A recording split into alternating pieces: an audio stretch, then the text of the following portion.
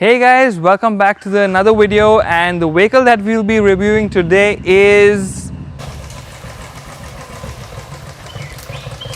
Francis.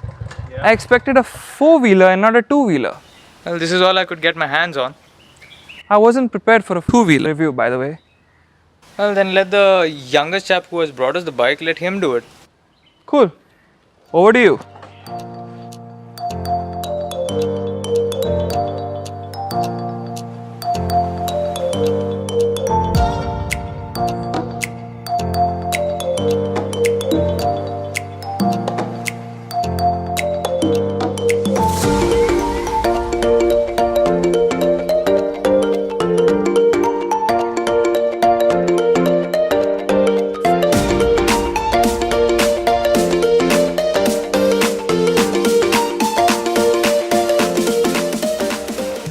Hey guys, so today we have the 2015 Thunderbird 500 here with us. I finally agreed to get this bike after all the convincing Francis did to me.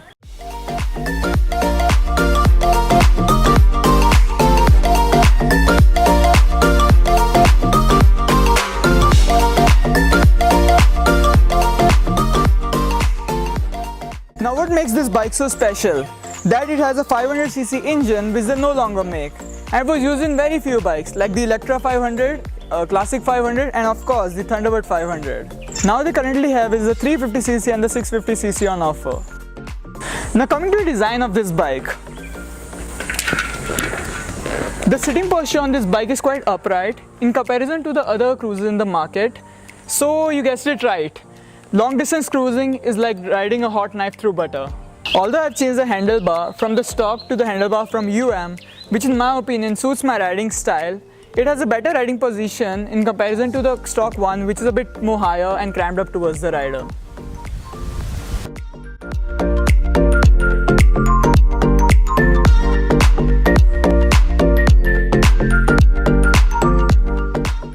It has a 21-liter fuel tank that gives me an average mileage of 25 km per liter, giving 500 km of cruising range on a single tank of fuel. 500cc, 500 km, doesn't it go hand in hand? Now what I really like about this fuel tank is its design language. It's plain and simple with a single Royal Enfield badge on it. That's not to show you with different colors.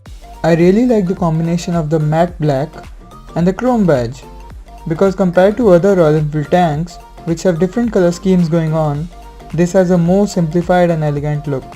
Same thing goes with the fuel filler cap placement. It's not in the center, it's more towards the right hand side, adding to the retro styling of the bike. Below it, the iconic 500cc engine with its iconic design language pushing out 27 PS of power. However, this bike has red rooster exhaust which provides 20% power increase. Same with the torque. In stock tune, it puts out 41 Nm of torque, now with 20% increase.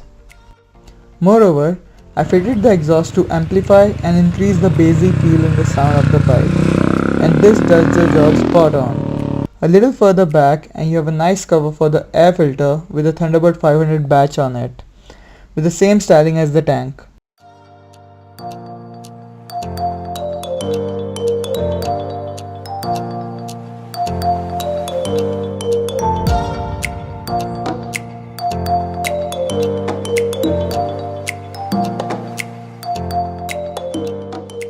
Sitting comfort. Well, front seat comfort on any Enfield is incomparable to any other bike. So is the rear seat. However, on long distance cruising, the front is of course more comfortable, but the person on the rear will make you stop for a break after every hour. But at least the rear seat in this bike is way more comfortable than any other bike in this segment. Can't really compare it to more premium bikes though. The rear backrest is from an Avenger because the one that comes with the Thunderbird is way smaller and not as comfortable as this one. The rear lights. Well, for me, it's a bit too cramped for my liking, but I can live with it. Talking about how the bike feels to ride. For the start, you hear and feel the iconic Royal Enfield thump. The vibrations, the creep into your hand, legs and your entire body. Now although vehicles and engines are getting smoother over the years, there are less vibrations and the world is moving towards electrification. Some people just buy this bike because of the heritage the company has and for its unique sound that you won't find on any other bike on this planet. So, The riding posture of this bike, like I said earlier, is very upright, which makes it more relaxing to ride, and you will not get exhausted as fast as you would compared to other bikes with upright riding positions. Nextly, coming to the seats. It's very comfortable since it's very well padded, making it effortless for long distance riding. And once again, coming to the seat, you will not find a more comfortable seat in the segment. Handling. I would say it's good for slow cruising and not hammering it down. Cause at high speeds, it tends to vibrate uncontrollably. So it's nice to ride it at 80-90 km an hour. Even throwing it at the bends, it's not advisable, although you can do that. But I would just take the corners cool rather than be Valentino Rossi on the bends. Talking about the accelerations.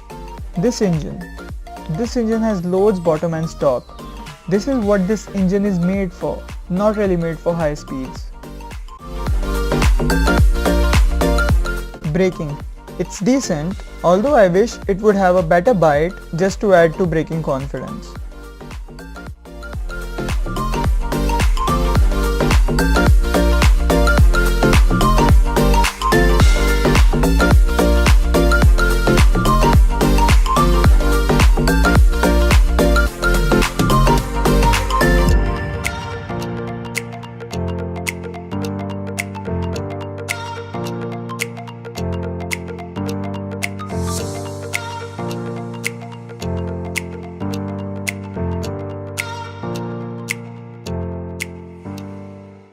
So, what's my verdict on this bike? Well, the main reason I picked this bike was for its name, heritage, sound and feel. And I know this isn't the perfect bike in the world, and many people would complain about its brand's reliability issues. Well, I've never found any issues with this bike. This bike has served me well. Thank you so much guys for watching the review, and please do let me know how did my first take on the Royal Enfield went. Hope to see you all soon. Please like, comment and subscribe.